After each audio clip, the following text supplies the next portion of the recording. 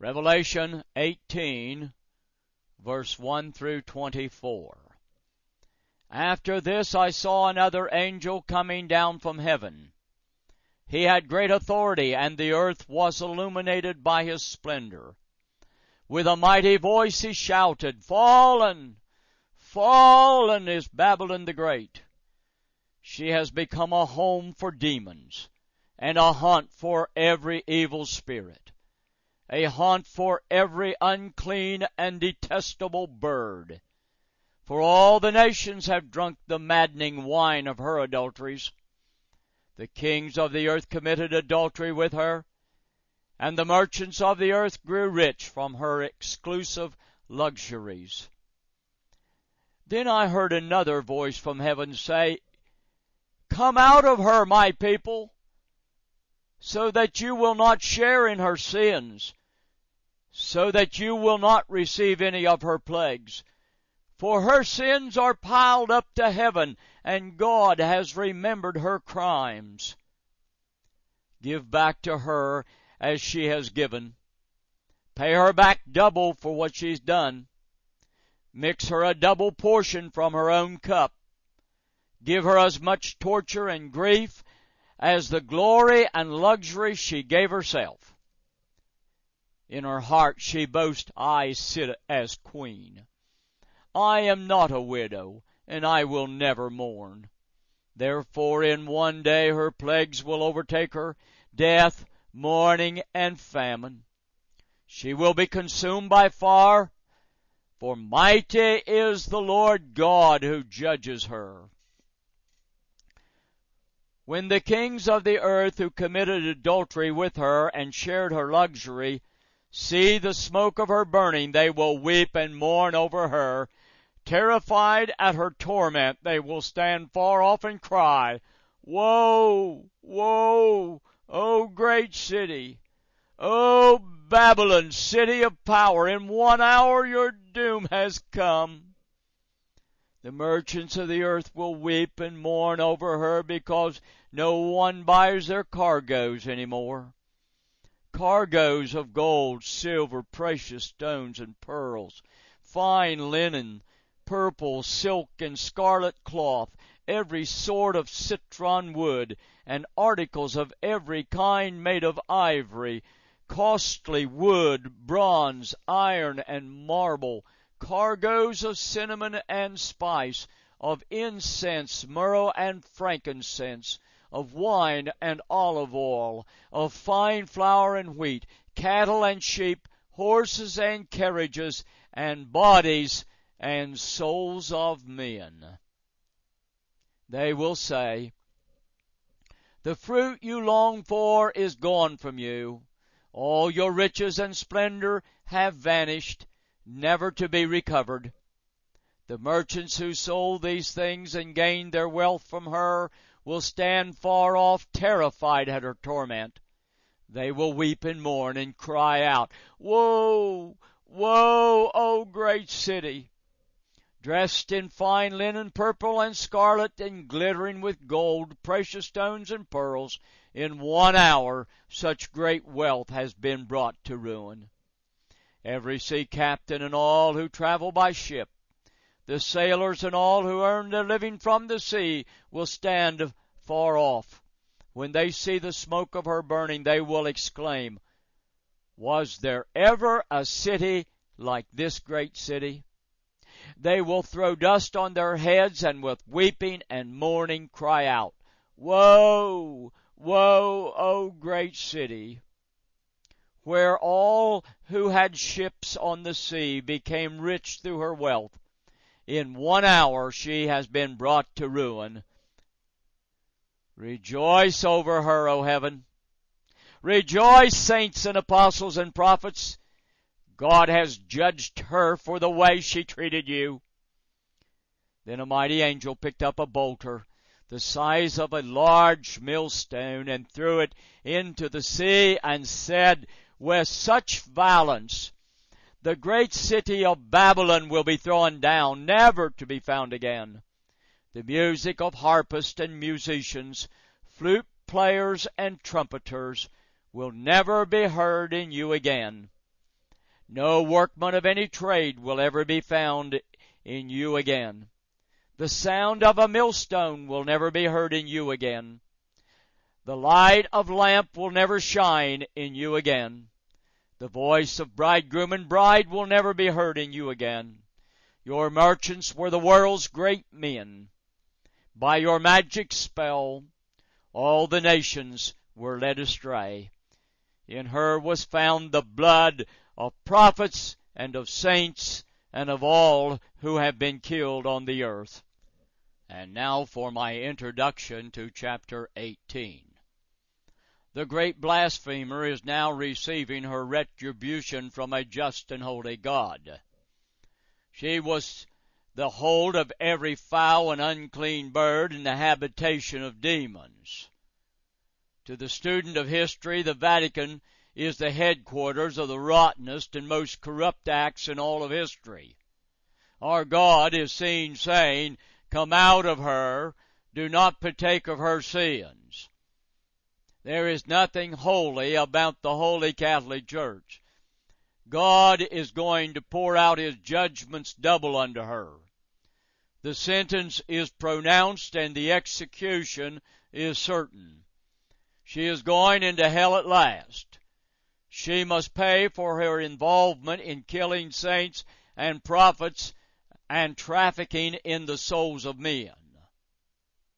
Well, God had a score to settle with the old mother of harlots, and in this chapter He tells us about it.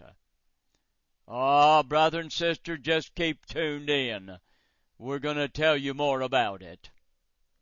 And now, for my exposition of the 18th chapter, verse by verse.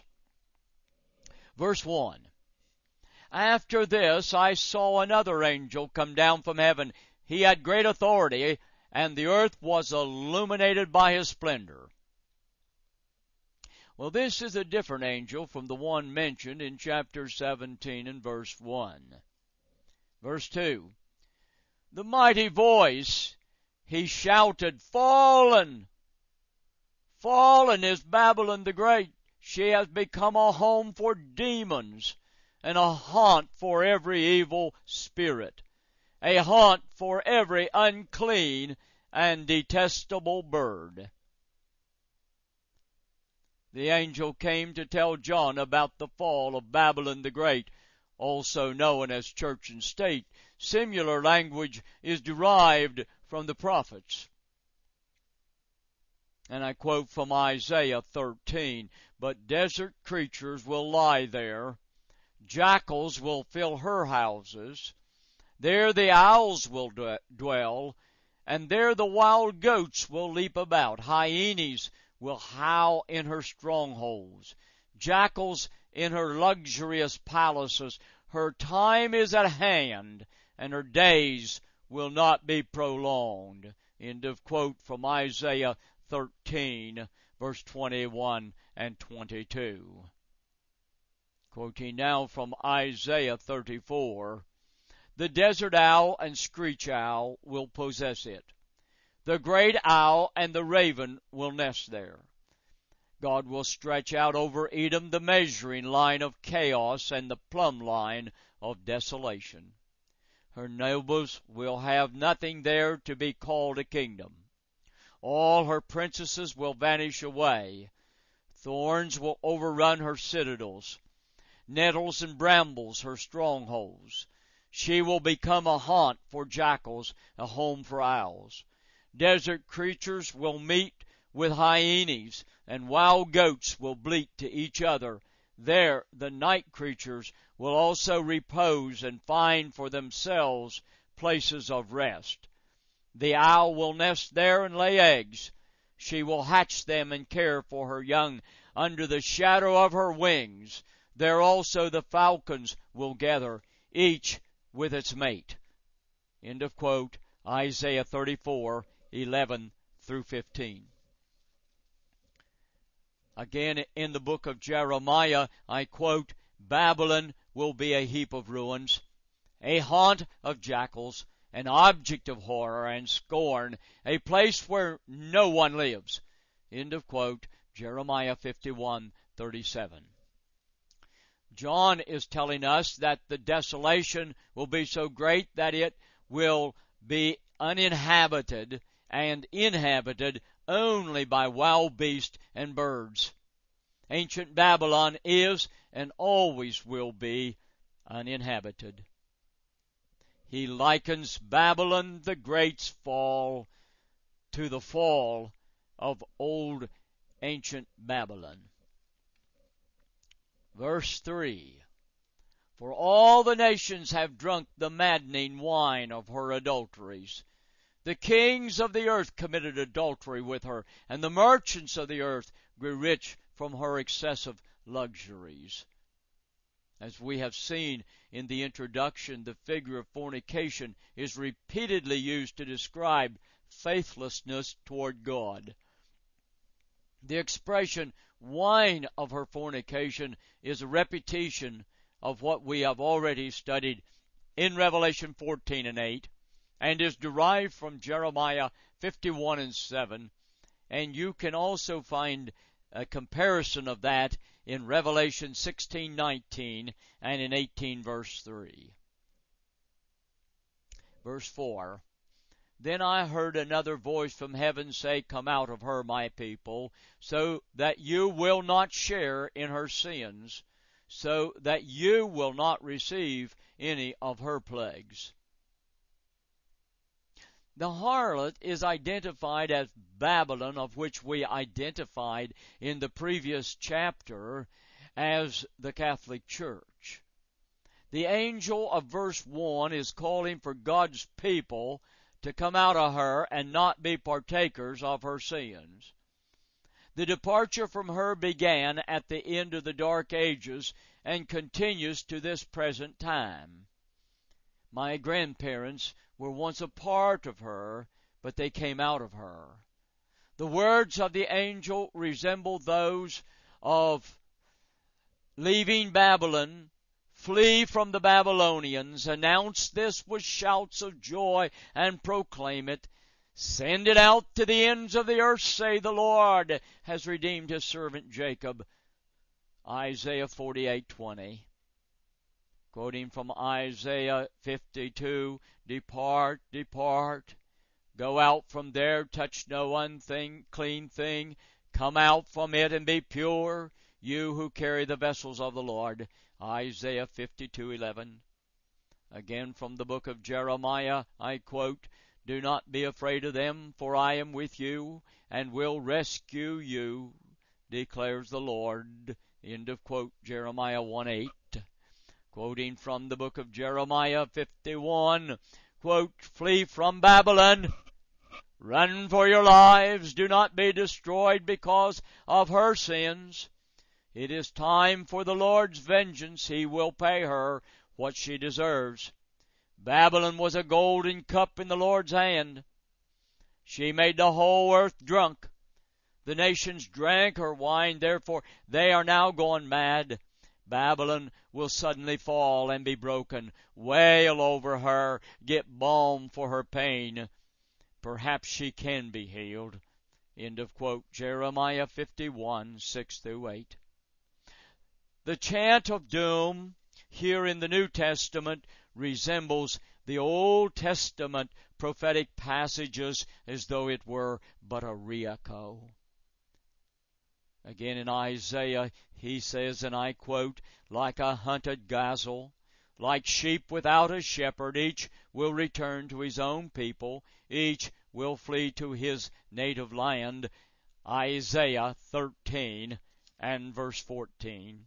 Verse 5, for her sins are piled up to heaven, and God has remembered her crimes. The accumulation of her sins were so high that it appeared to reach all the way to heaven.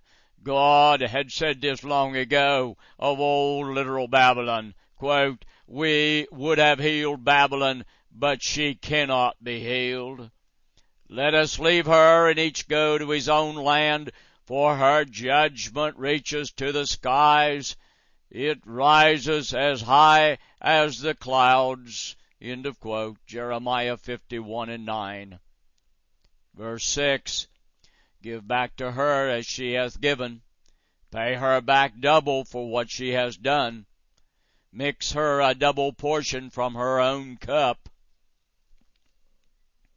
The description of God's judgment is still founded on the denunciations against Babylon in Jeremiah. And I quote, before your eyes I will repay Babylon and all who live in Babylonia for all the wrong they have done in Zion, declares the Lord. End of quote. Jeremiah 51:24. Again quoting from Isaiah, instead of their shame my people will receive a double portion, and instead of disgrace they will rejoice in their inheritance, and so they will inherit a double portion in their land, and everlasting joy will be theirs. End of quote. Isaiah 61:7. You see, the legal retribution ordered against her is from the law. Let me quote it to you from the book of Exodus. If a stolen animal is found alive in his possession, whether ox or donkey or sheep, he must pay back double. If a man grazes his livestock in a field or vineyard and lets them stray, and they graze in another man's field, he must make restitution from the best of his own field or vineyard. If a fire breaks out and spreads into thorn bushes, so that it burns shocks of grain or standing grain or the whole field, the one who started the fire must make restitution. If a man gives his neighbor silver or goods for safekeeping, and they are stolen from the neighbor's house, the thief, if he is caught, must pay back double. End of quote. Exodus 22:4-7. Verse 7, give her as much torture and grief as the glory and luxury she gave herself. In her heart she boasts, I sit as queen. I am not a widow, and I will never mourn. End of quote. These words are an echo of Isaiah, who said, quote, I will continue forever, the eternal queen. But you did not consider these things or reflect on what might happen. Now then, listen, you wanton creature, lounging in your security and saying to yourself, I am, and there is none beside me. I will never be a widow or suffer the loss of children. Both of these will overtake you in a moment, on a single day, loss of children and widowhood. They will come upon you in full measure in spite of your many sorceries and all your potent spells. End of quote. Isaiah 40:7-9. She had formed an estimate of herself, and she had asserted the right to rule. Verse 8, therefore in one day her plagues will overtake her, death, mourning, and famine. She will be consumed by fire, for mighty is the Lord God who judges her. The word of the Lord informs us that she will be consumed by fire. Some have thought that this is merely a figurative representation rather than an actual happening. But to the author it seems a strong probability that God intends in this way to end the papal power that has been so long a blasphemous power. In Gibbon's Decline and Fall of the Roman Empire, let me quote to you what he had to say about Rome. And I quote, in the opinion of a general conflagration, the faith of the Christian very happily coincided with the tradition of the East, the philosophy of the Stoics, and the analogy of nature and even the country, which from religious motives had been chosen for the origin and principal scene of the conflagration, was the best adapted for that purpose by natural and physical causes, by its deep caverns, beds of sulphur, and numerous volcanoes, of which those of Etna and Vesuvius exhibit a very imperfect representation. End of quote. Gibbons, Volume 1, page 263, Chapter 15.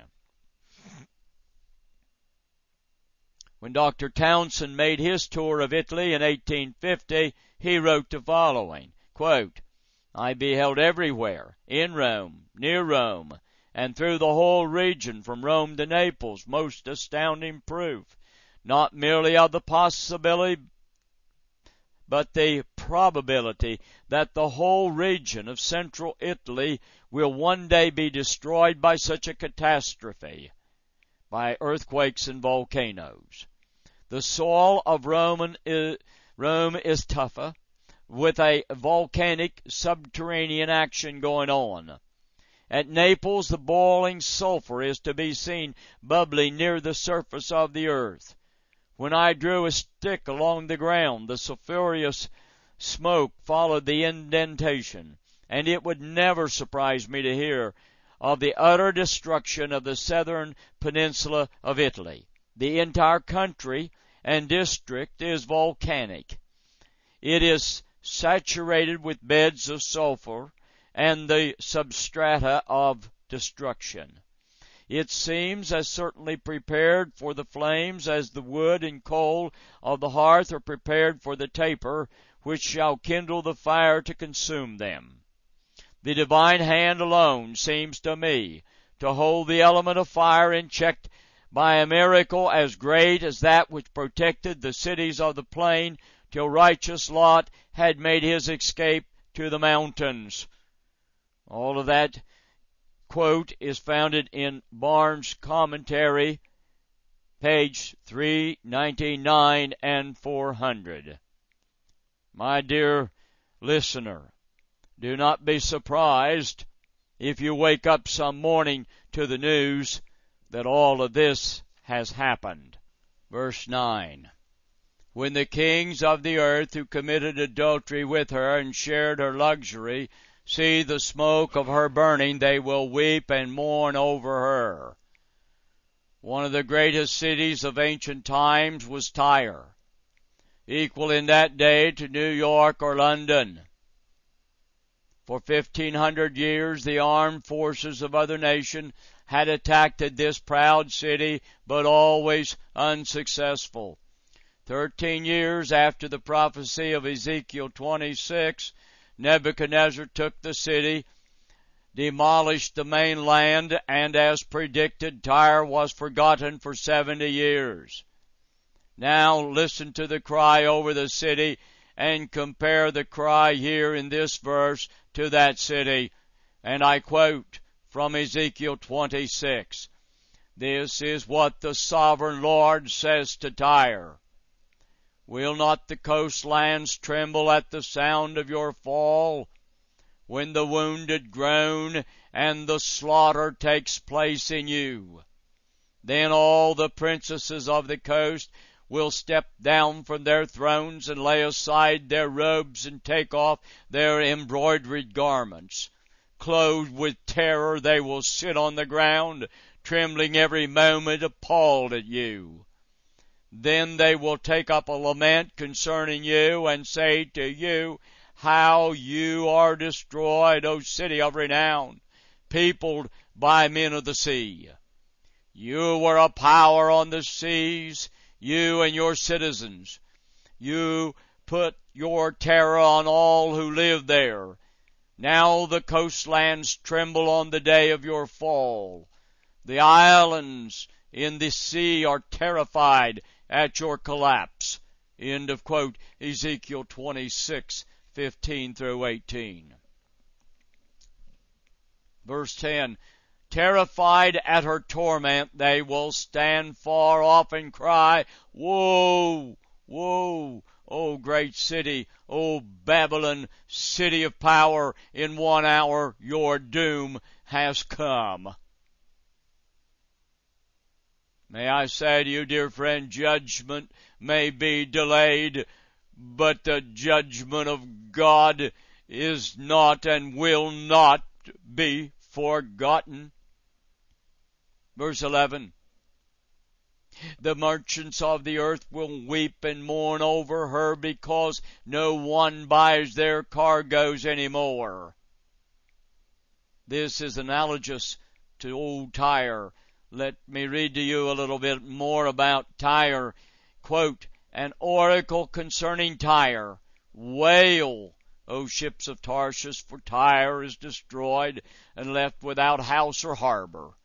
From the land of Cyprus word has come to them. Be silent, you people of the island, and you merchants of Sidon, whom the seafarers have enriched. On the great waters came the grain of the Sihor, the harvest of the Nile. The grain of the Sihor was the revenue of Tyre, and she became the marketplace of the nations. End of quote. Isaiah 23, 1 through 3. Verse 12. Cargoes of gold, silver, precious stones and pearls, fine linen, purple, silk and scarlet cloth, every sort of citron wood, and articles of every kind made of ivory, costly wood, bronze, iron, and marble. 13 cargoes of cinnamon and spice, of incense, myrrh and frankincense, of wine and olive oil, of fine flour and wheat, cattle and sheep, horses and carriages, and bodies and souls of men. Such was and is the attire of the harlot. First, articles of personal adornment. Second, there was articles used for furniture and so forth. Third, there was objects of sensual gratification, smell, and so forth. Fourth, there was articles of food. Fifth, animate possessions. Sixth, slaves. Rome was a keeper of slaves. Slaves had no status as human beings. There were hundreds of thousands of them. They were used in every part of Roman life, on small farms and big estates, and in villages, huts, and luxurious houses, in mines, and in the inner offices of the government. None exploited slaves more thoroughly, squandered them so wantonly, or depended on them so completely as the Romans did. It is estimated that in the first century, a third of the population of the city of Rome was slaves. In the year 201 BC, 35,000 of Hannibal's followers were enslaved. A few decades later, Sardinia supplied Rome with 40,000 slaves. Northern Greece with 150,000 slaves. This information came from Life magazine, March 1966.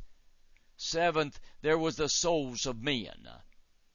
The whole Roman Catholic system of Mass for the dead is a traffic in the souls of men. Verse 14, they will say, the fruit you long for is gone from you. All your riches and splendor have vanished, never to be recovered. All the things which was dainty and splendid are perished from Babylon the Great.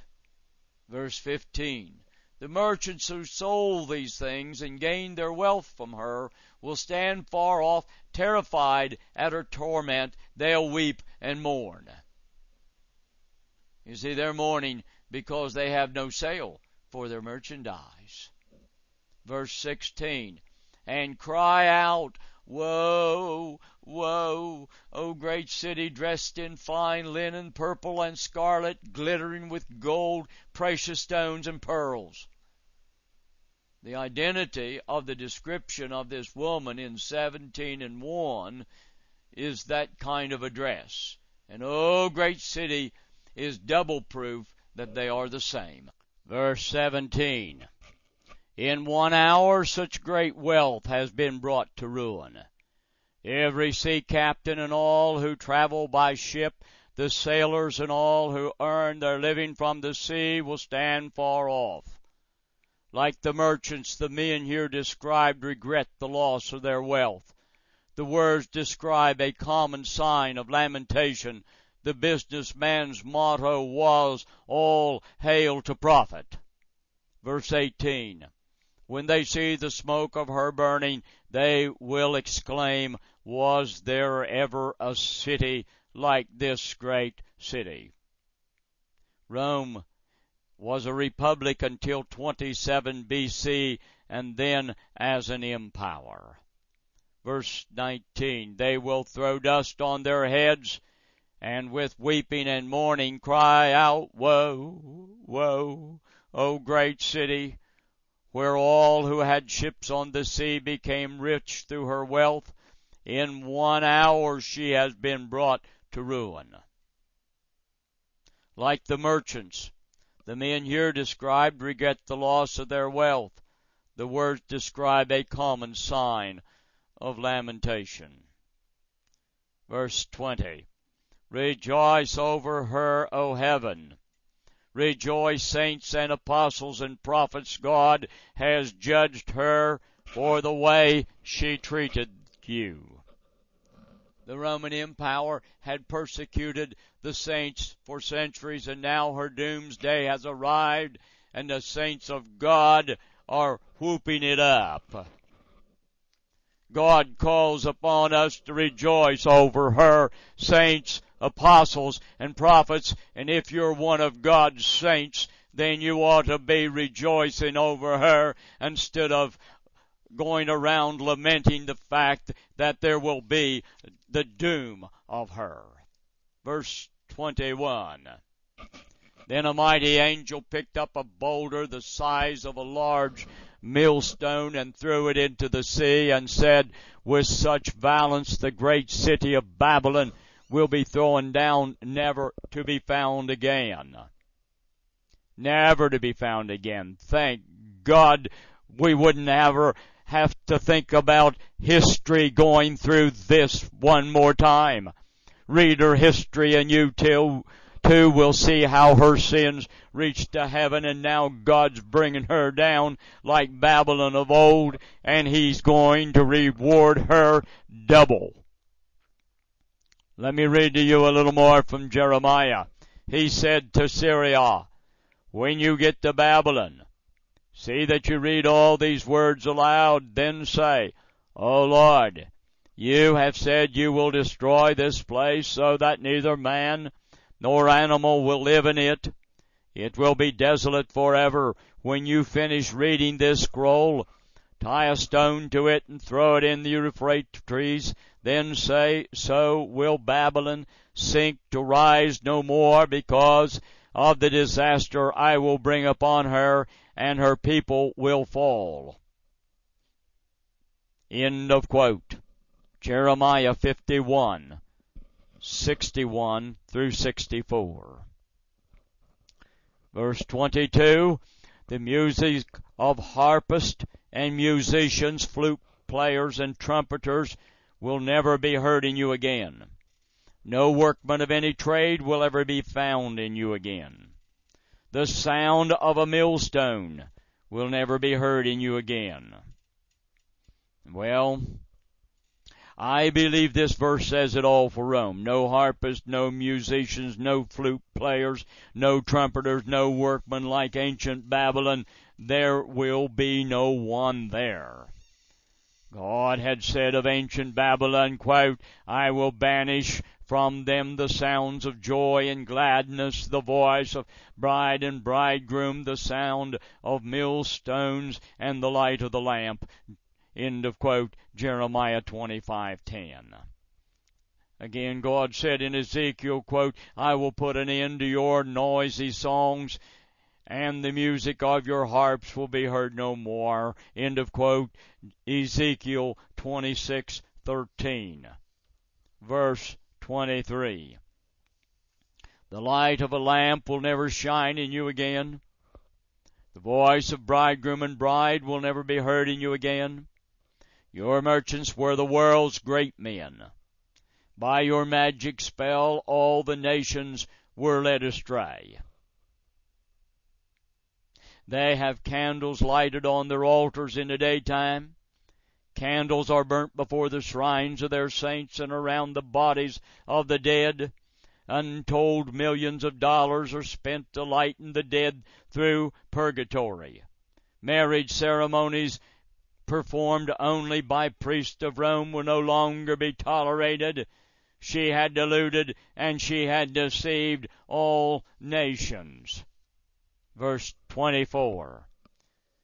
In her was found the blood of prophets and of saints and of all who have been killed on the earth.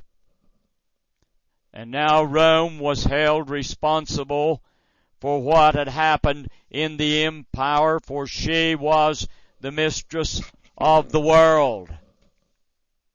Eternal had a controversy to settle with the popes, and now he is seen as consigning her to hell at last.